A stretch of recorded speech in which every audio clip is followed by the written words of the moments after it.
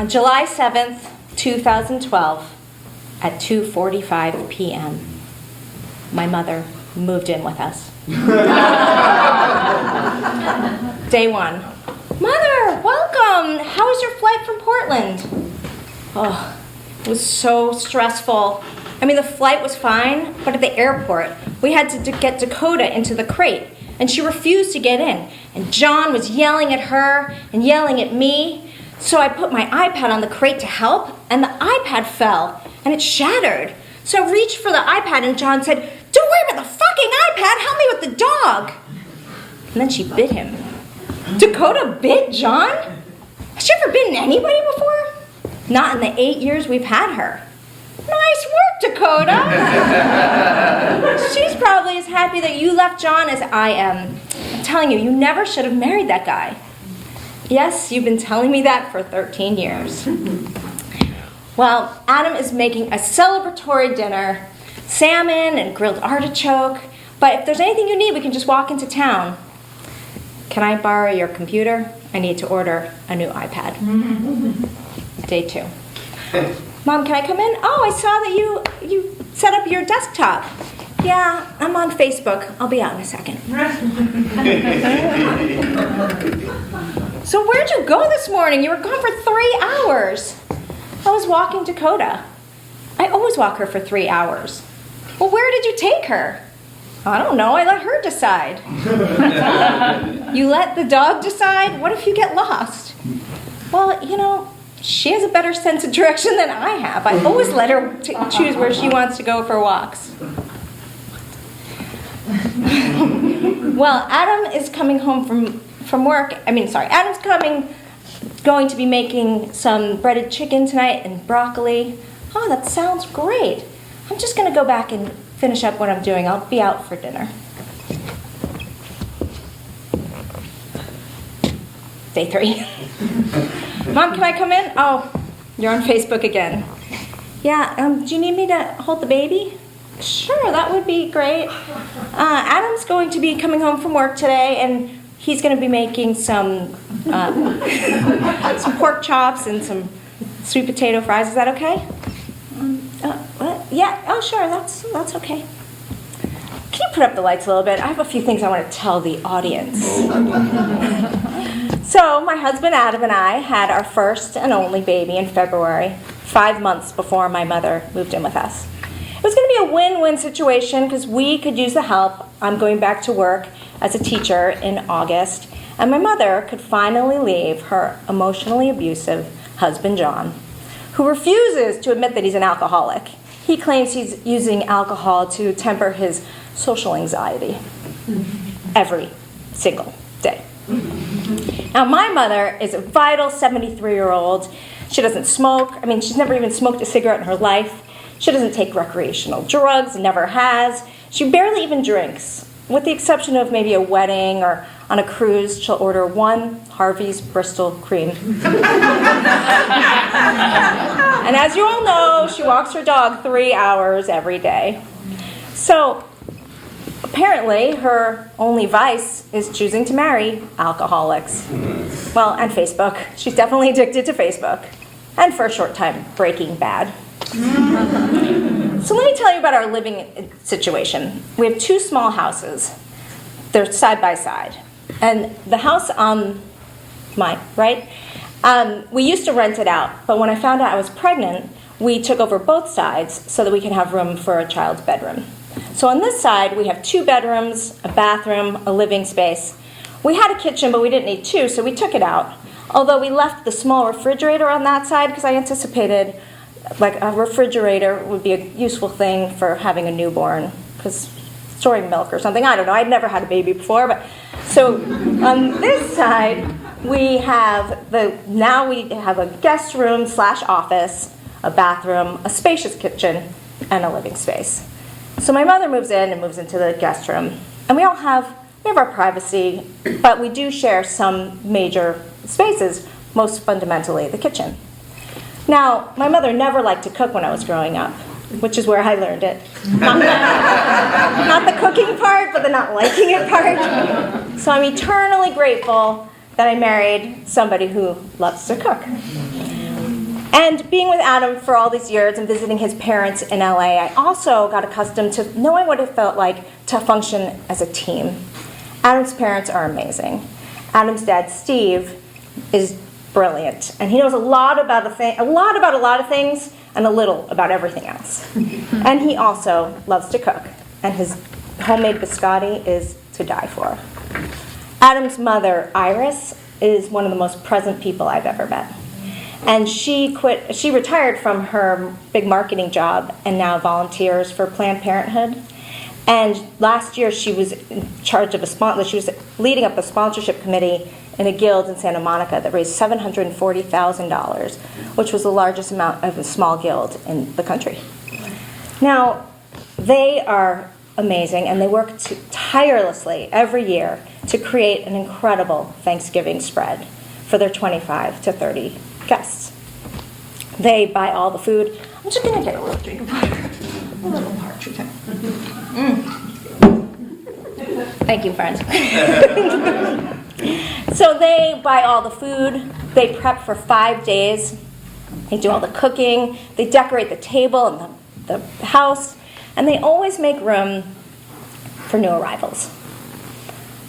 Have you ever had roasted chestnut? I mean, I hadn't. And no matter what, every year Steve burns his hands opening up freshly roasted chestnuts that the four of us share on the Wednesday night. Then he uses the packaged chestnuts in the Thanksgiving turkey. They never make mashed potatoes, though. Isn't that weird?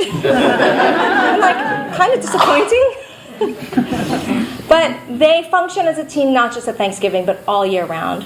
And they're so helpful. When they come to visit us, they always help around the house. They help decorate the baby's room. They helped us put up the beautiful art they brought us from all their international travels. They help with the cooking and the dishes without being asked. And my mother, she holds the baby.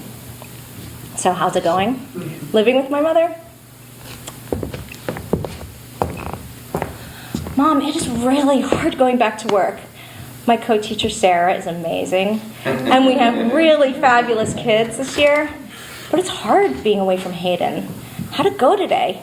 Did you feed her any solid foods? Oh, I'm so tired. She's getting so heavy. I gave her some avocado and some kefir. We don't have kefir. Yeah, I found someone in the refrigerator on your side. On our side? We never use that refrigerator. Mother, you fed her this. Did you even look at the expiration date? Mother, it expired in June. It is September. Mother, there is mold in here. We now have a nanny.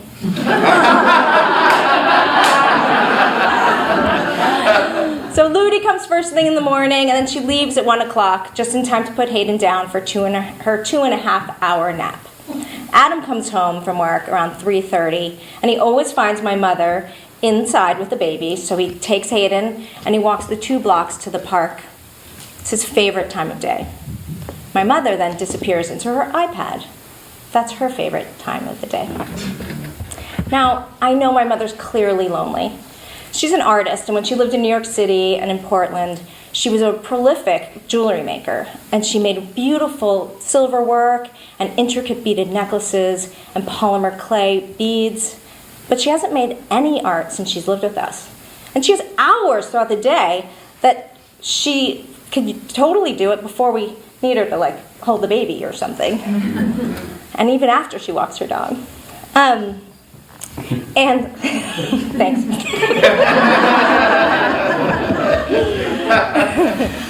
She frequently asks me to invite her when I go out with my friends. And I frequently do, but she never seems very comfortable. So I invited her to my school auction. Now it's the 4th year I've been at the school. So people were flocking to our table and gushing to my mother about how much they love me, how exciting it is that my mother is here helping take care of the baby, how much their children loved having me as a teacher. So we get back in the car, and my mother looks at me and says, I'm really surprised nobody complimented me on my necklace. It took me so long to make it. Seriously? So then we asked my mother to watch Hayden while my husband and I go out to dinner to celebrate his best friend's 40th birthday. Mother, why is Hayden still awake? It's 9 o'clock. Well, she wanted to see you before she went to bed. Mother, she's 2. She can't make that decision. She's starting preschool tomorrow. Okay, you guys, I'm doing it again. I'm getting you all on my side. But really, it's very satisfying to tell you all the ways my normal expectations for my mother went unfulfilled. And, it's kind of like, have you ever had a boyfriend or a girlfriend and all you do is complain to your friends about how awful they are? So much so that when you finally break up with them, they're so relieved. and they tell you how happy they are they're finally away from them, what a horrible influence they were, and then you get back together. And it's super awkward and they don't know how to support you. Well, that's how I set things up with my mother. And then she died. Well, first she moved out when Hayden was 2.5 back to Portland. And then 3 months later, she was diagnosed with lung cancer, which was super shocking. I mean, I told you she'd never smoked a cigarette in her life. So she went through treatment for 1.5 years, and then she died 5 months before my daughter's 5th birthday. And honestly, it's really hard to grieve somebody who wasn't very present for the last few years of her life. And I can't talk to my friends. All they know about her are the horrible stories I shared. It's been 3 years, and I haven't cried.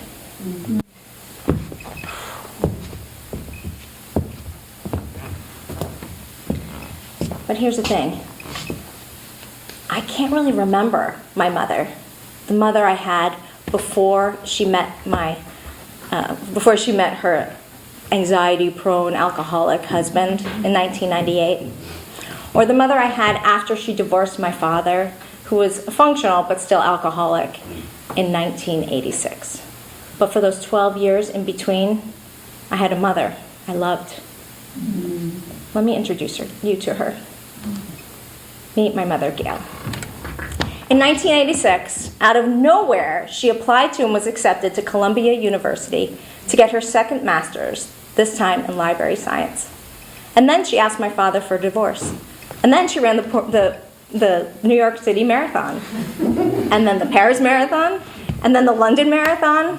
She and 4 women started the Mercury Masters, which is a running group for women 50 and older. And today there are hundreds of members. But up until 1986, Gail was just going through the motions in most of her adult life. She had a master's degree in art, but no job. She was in a loveless marriage. She was just taking care of my brother and me, and let me tell you, we weren't awesome. But 2 years into my mother's renaissance, I went to college, and our relationship totally shifted.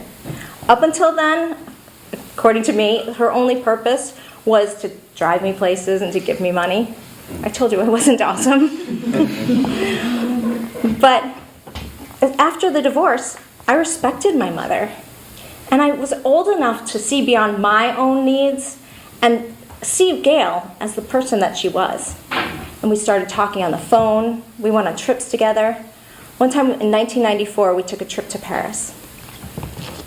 Mom, I haven't been here for 6 years since our school trip, and I just followed Mr. Schneller around the metro. I have no idea where to go. Yeah, I know, and these signs are so confusing. Should we be on the metro or the RER? And what is the RER? I don't know, I don't remember, but I'm sure happy that our suitcases are on wheels, because these tunnels are so long. Oh, shit. Oh, merde. There's some stairs. Oh, shit, there's some more stairs. Clink, clink, clink, clink, clink. Bzzz. Mom, your suitcase is buzzing. Bzzz. Mom, there's something in your suitcase that's vibrating. Mom, shut it off, I'm dying. Bzzz. Oh, relax. It's just my electric toothbrush.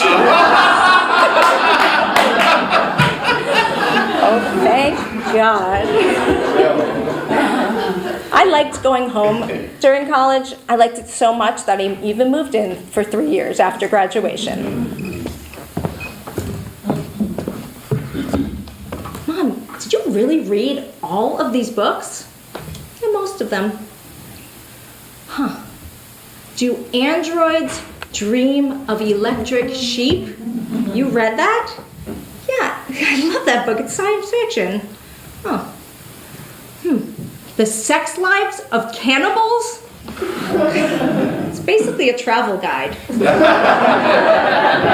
The Sex Lives of Cannibals is a travel guide? Well, I said basically. Okay. Severed, the history of heads lost and heads found. Please explain. Well, it's a history of decapitated human heads. Shrunken heads, guillotined heads, grave robbing phrenologists. And what's a phrenologist? They're pseudoscientists that believe that you can study the lumps on a head to determine personality traits. Okay. The secret world of snails and slugs, life in the very slow lane, that has to be a joke. Not at all. I learned some indispensable gardening tips. Actually, growing up, my mother was the cool neighborhood mom. I mean, no rules, no boundaries. We had sugar cereal, Pepsi. All the neighborhood kids would come to our house and play and eat our cereal. I used to hide the Reese's peanut butter cups that my mother would buy in packs of 8 because I didn't want David Taylor or Pat Smith to get their hands on them. My brother detested peanut butter, so they were all mine. Now, as an adult, I'm horrified by these memories. Carte blanche for sugar and candy and caffeine. I would never do that. I have rules. I have boundaries. I check the expiration date when I give my daughter a dairy product. I am doing it differently, which makes me think that might be why my mother couldn't wait to move out. That must have been really confronting for her. So I knew when I signed up for this class that I wanted to do a show about my mother. So I took to Facebook, good old Facebook, and contacted some of my childhood neighbors to ask them what they remembered about my mother. David Taylor responded right away. Your mother and I would go through that Salvador Dali book that you had, that coffee table book you had, and she taught me all about surrealism, and she showed me some of the symbolism in all the pictures. It sparked in me an interest in art and Dali that has stayed with me for the rest of my life. So much so that years and years later, I found that same coffee table book and bought it and went through it with my own children. Smiley face emoji. Loved your mom. Oh, that's so sweet. Wait a minute. You never taught me about surrealism. Fuck you, Mom!